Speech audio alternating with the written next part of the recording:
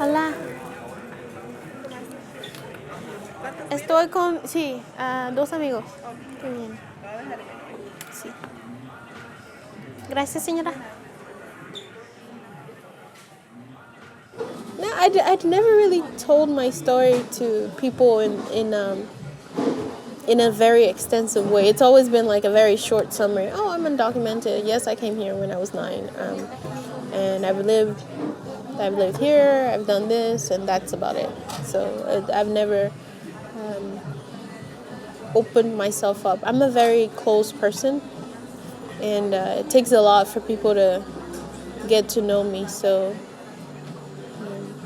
I remember when Carolina came to me and she was like, he's gonna do this study, and I'm thinking in the back of my head, okay, sure, give him my information. And then when you call, that's why I didn't know if you understood that I was flabbergasted, because I thought, oh, he's probably never gonna call. So I put it off in my mind, and when you called, I was like, shocked. And I was like, do I really want to do this? Do I really want to open myself up to this? And then when we showed up, yeah. Well, when you guys showed up, I was like, okay, maybe I should give this a chance. And I think when you let me pick the place, that's when I was like, okay, I can pick a place where I kind of feel comfortable. That way I'm not conformed to this space where I don't feel comfortable. So that actually made me feel like, okay, I have some type of freedom to feel safe. So that's really what I like about it, that fact. And I think I've told you this before. I like the fact that you guys don't judge, because I think one of the main reasons why I don't open myself up or open my story up to other people is that I don't want to be judged, and I feel like people are always judging my experience as an immigrant.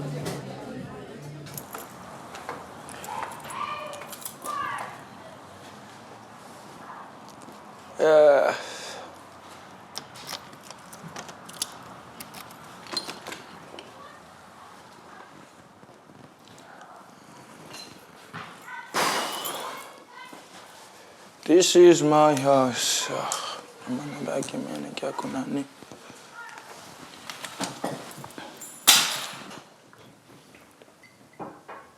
What was your...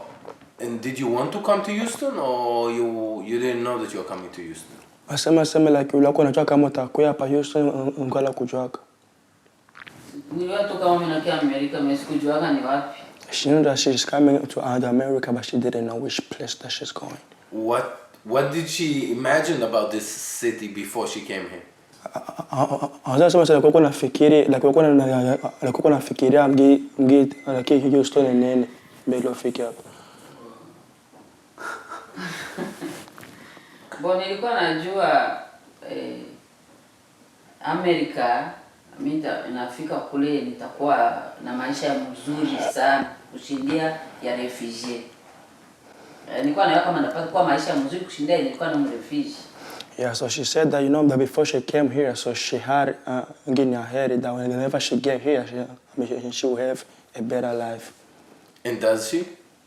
So, asoko nayo, ingira ba shoko nayo.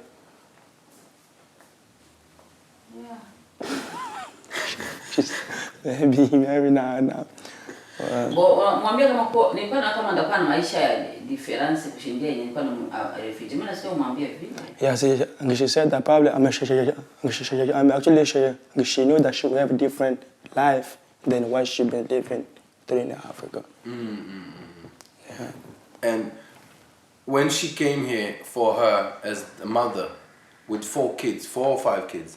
5. 5 kids. Mm-hmm. What did she think was the most important challenges for her? So I say like nikukuya huko ngia watoto 5. Aseme like uliwaka na shaba gani ndo mkichu. Bia watoto wako tana ngia baba lukaka na wako. Bon, nilijoga sema mina ba protéger mina ba protéger mu vita huku batakuwa na maisha ya mzuri juu Nilikuwa na kama mimi na protege. Nilikuwa na ujumi na protege muhali ya vita yetu tulikuwa nayo kule. Yeah, she said that, you know, she knew that she brought us here to protect us from the war that was in Africa that was actually to protect us, yeah. But what was it for her? She didn't speak a lot of English. She come here. What was her challenges upon when she came to Houston? Okay, so shaba ya kwamba wakati ambao nilifikaka hapa ulaka shaba kulwaka ngine nini hakuna sema angle ulifika tu kwa juu kitu. Nilipendaka nisome nijue kitu cha kwanza. Nilipendaka nijue lugha ya hapa. Juu nipate kuongea na watu ya hapa. Yeah, so actually she had ahead to come over here and go to school to learn the language here so that she can be able to communicate. And did she do that? So es que vile viko inafanyika. No, basi nilifika hapa nilianza kazi juu ya nilifika hapa bali nilipia nyumba miezi 4. Bakaniambia nilianza kutumika. Nilifika hapa mwezi 2 nikaanza kazi. Sikwenda kwa masomo tena. So she said that she she got here, so she just, you know, she didn't give that much time to go to school again for the reason why, because, you know, she came over. I mean, they only pay for her rent for 4 months, I think, for the 4 months. So she gotta stop going to school to start finding a job and see if she can cover. I come here 2 months for me work. Oh, she came. Okay, so now half time they go to school. In 2 months only she came over here. She started going to work. 2 months ahead. She started working. What was her first work? My first work. Let's see. They are first staff. The first staff that was she was working. So one major issue is if the government could give, let's say, refugees more time to learn the language and give them support for the rent. For the rent. Rather than just they'll go to work immediately. It's good, yeah. And you went immediately to high school. Oh yeah, high school. How was it? How do you think was it for your brothers who didn't go to high school, don't speak a lot of English, and immediately have to work? I mean, it was really painful, you know. Like, it was really shocked. It was really bad because everybody came here with the mind of going to school. You know, everybody came. Me, like, I mean, to all of us, like, we came heading like for the focus and say whenever we got there, we're gonna go to school.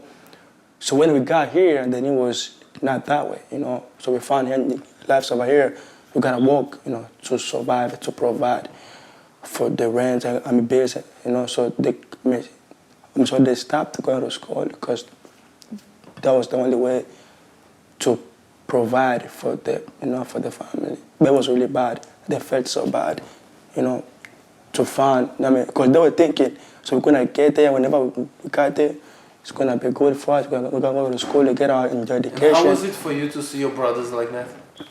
Man, I was like, what is now this means? You know, like, it was really surprising. You know, it was really surprising.